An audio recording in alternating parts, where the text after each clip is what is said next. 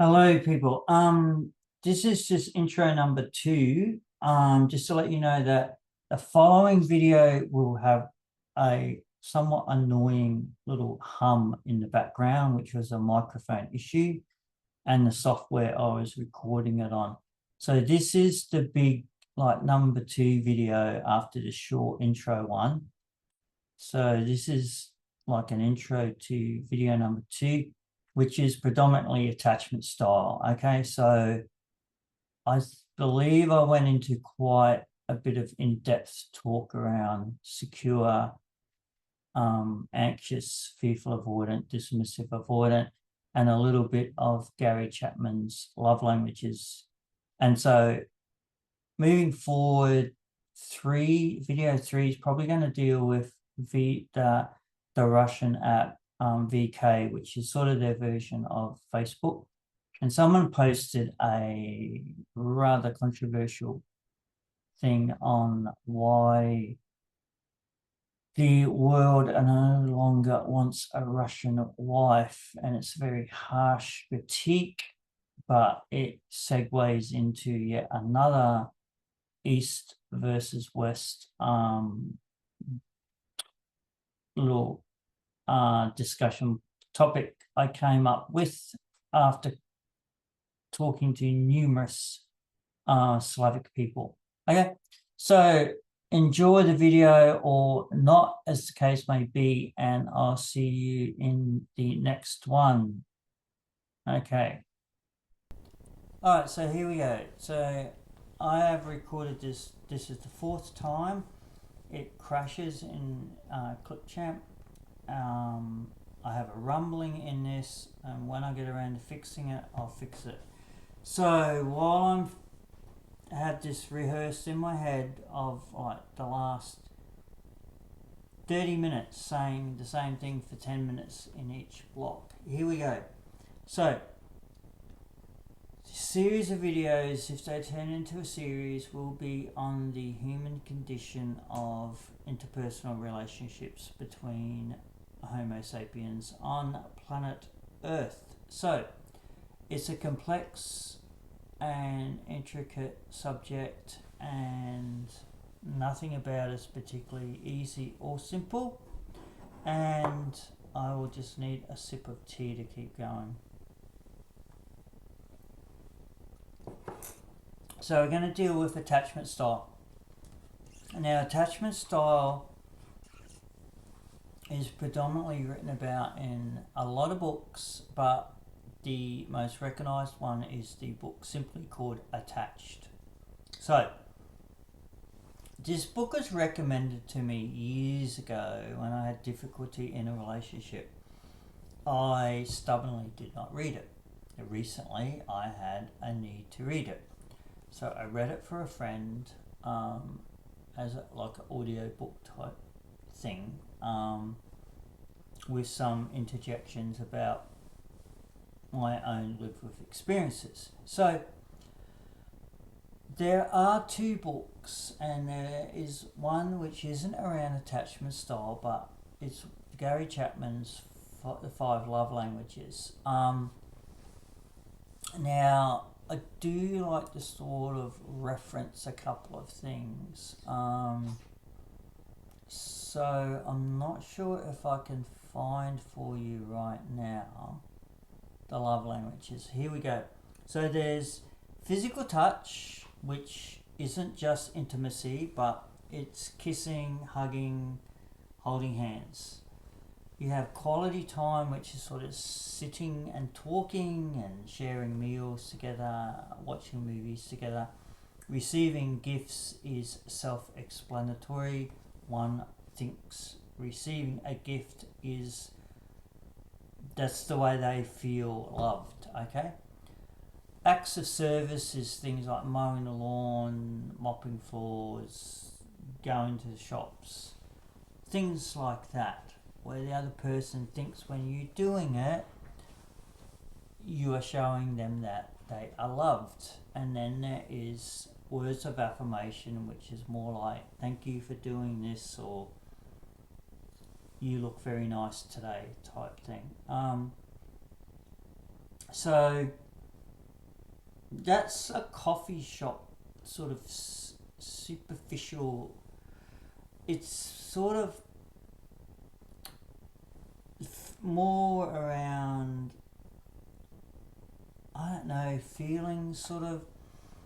Sometimes they bounce ideas off people, and so attachment explains the why people experience love the way they do. Language is sort of describes how they do it, which is a good way of putting it, really. So attachment style is, and I know some people do not like to buy into the concept of childhood, and what happens in your childhood determines the person you become and live out to be. Unfortunately, or fortunately, depending on your situation, this is very grounded information in a lot of evidence-based research. I mean, a lot. There is a lot of correlating data. There are always exceptions to rules. I know when people say something, someone will come in with, but I know blah, and you do know blah. But I am trying to talk in a contextual way of, yes, putting people into boxes. What a horrible thing to do. Well, you know, sometimes those boxes help people. Sometimes they go, oh, I'm that, and what can I do to assist me if I have that? And some people benefit greatly from being boxed and go, I know what I have. So, attachment style is sort of worked out, and it happens when the blueprint of personality is between the ages of 2 to 7. So, it fundamentally comes out of the way you have been brought up by your parents and or caregivers.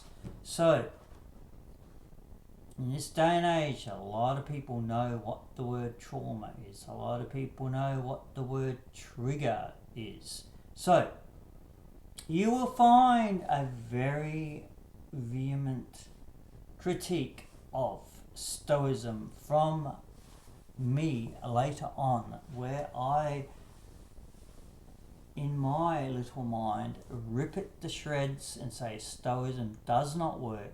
That compartmentalizing things, pretending they didn't happen, trying to live in the moment, the past is the past, has created generations of people unable to build healthy relationships because they do not address their issues and count on someone coming along to make them feel safe enough they don't have to face the issues. And then when it becomes a problem, it's certainly not the person with the problem, is it? It's that one over there is the problem. But we all have our problems. So you can think you can jump to the next person. Maybe they won't trigger me. And guess what? They will. And why? Because they are a Homo sapien. They are not a unicorn. So we will continue with finalizing off what the attachment styles are, and then it will be time for me to probably get some sleep. So, secure attached, 55 or 60% of the population, they are the ones who I like to refer to as growing up as the ones you see in your perfect breakfast cereal commercial. I used to sort of reference Brady Bunch, but I don't think they're particularly functional. And the Partridge Family are great when they're playing songs together, but the rival between David Cassidy and the guy that played Danny was pretty significant.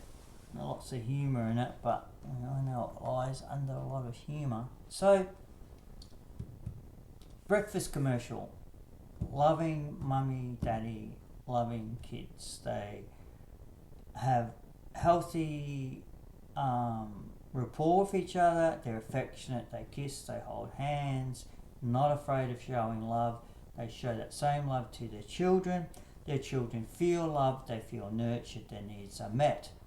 They are encouraged at school, supported, and secure. They feel safe and secure because their parents are safe and secure. So they tend to grow up and find a partner who's probably secure and have a somewhat healthy relationship. I'm not going to say that they don't get divorced. I'm not going to say that. I'm saying there's probably less likelihood they get divorced because they can sit down and rationalise things. Gary Chapman in the Love Languages talks about the euphoric state of being in love, which apparently lasts around the 2-year cycle. So you come out of that euphoric thing of, oh, someone loves me, of all the people on planet Earth, and then you come down to Earth and go, hubby doesn't put that dirty glass in the sink, or so-and-so leaves their underwear on the floor, and it starts to really annoy them, but in that 2 years it did not. So, it doesn't mean they break up. It means they'll sit down and go, my dear, do you think you could pick your underwear up off the floor and put it in the dirty clothes basket? And they go, well, I had no idea that annoyed you, but I will do that. So, they resolve their differences through effective communication. Then we have, I like to do it in the order of secure, anxious / preoccupied, dismissive avoidant, and then fearful avoidant, because that's the lowest percentage. So, anxious preoccupied is where you grow up and you're not getting that love and affection which is in the secure family. So you got parents who might be neglecting you because they grew up in a family where love wasn't shown. So it's this rather vicious cycle, which would be great if it got broken and didn't continue to be a cycle where the next kid grows up not being loved and desperately seeks it out to have that unmet need met. So they will fall in love at the drop of a hat. If someone smiles at them, they're in love. And they don't rationalise out the compatibility factor. And then, so a good way of, I like to do the dichotomy of anxious to secure like this. Secure couple, one texts the other one, how are you? Gets no answer. They go, probably busy. They'll text me and they get time.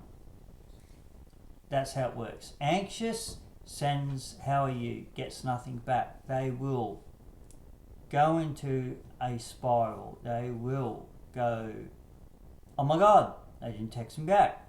Are they dead? Has something happened? Have they stopped loving me? Have they found someone else? Are they going to leave me?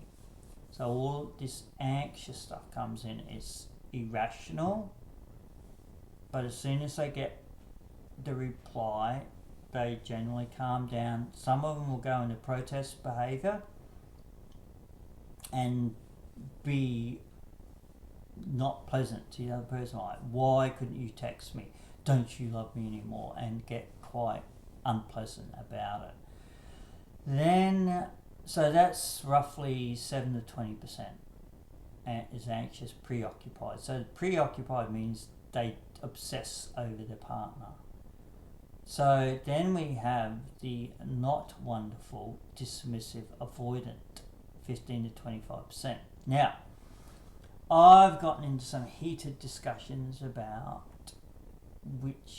where narcissism fits in amongst this. Generally speaking, apparently, if you're secure, you have less chance of being narcissistic.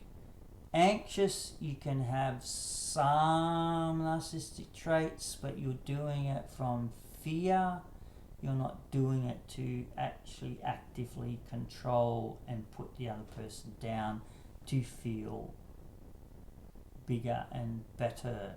So, dismissive avoidant is what it is. They actually dismiss your feelings. Your feelings they don't actually care about. And so you might go, well, why did I want a relationship? I ask this question every day. A lot of it's societal pressure. A lot of it's that they are a Homo sapien and are a social animal, and actually some of them just reduce it down to wanting to have sex and procreation, and generally just have children. So there's no emotion involved. They grow up with parents who are obsessively working, highly motivated parents who workaholics was the word I was trying to think of. They are workaholics, so they feign off their little loved ones to complete strangers to raise them. So you grow up going, looking from the crib, this is what love is. Mummy, daddy leave me in the hands of a stranger at 8 o'clock at night, then they pay me no attention, put me into bed, and that's it. And they don't even talk to each other, and go to bed and sleep in separate bedrooms, and they grow up and think that's what love is, where there's no love. They think that's normal.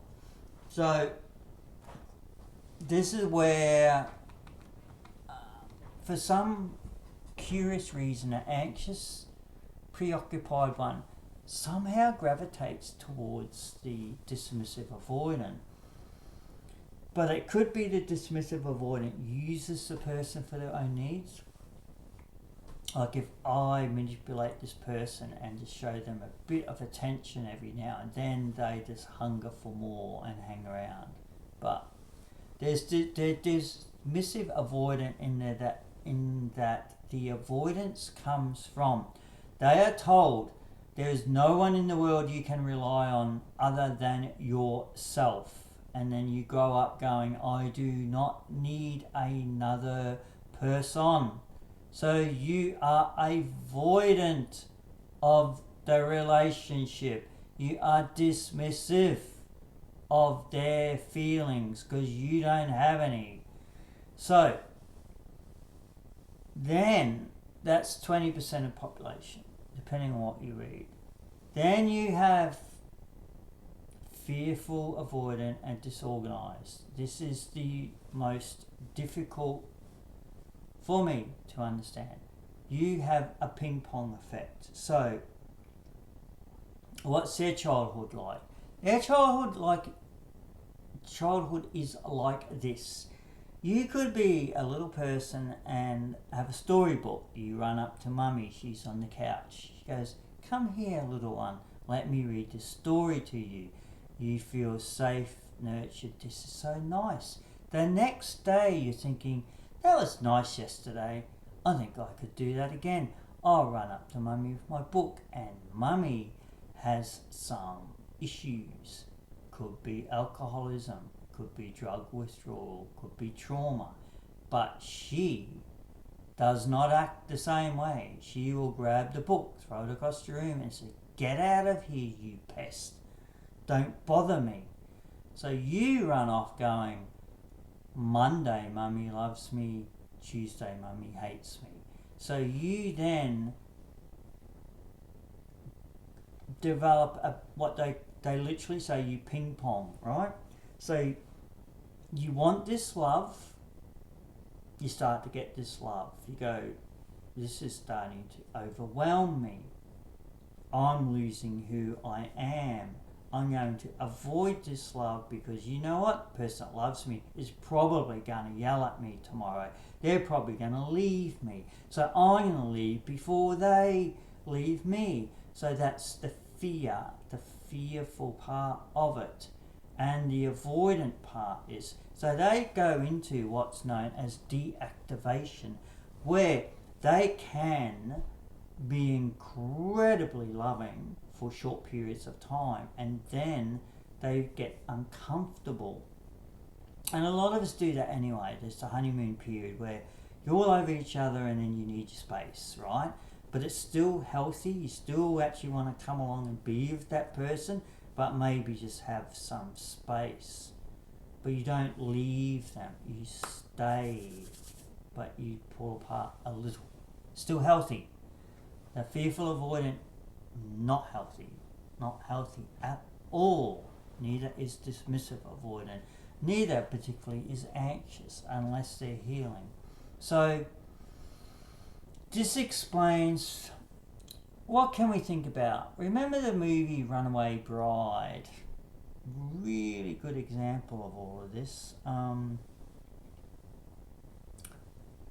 You know, could be that could be a blend of fearful avoidant with dismissive. More like fearful because they're scared, right? She runs because she's scared, terrified of losing who she is, probably terrified that they might get married and get divorced the next day. I'd have to watch the movie again.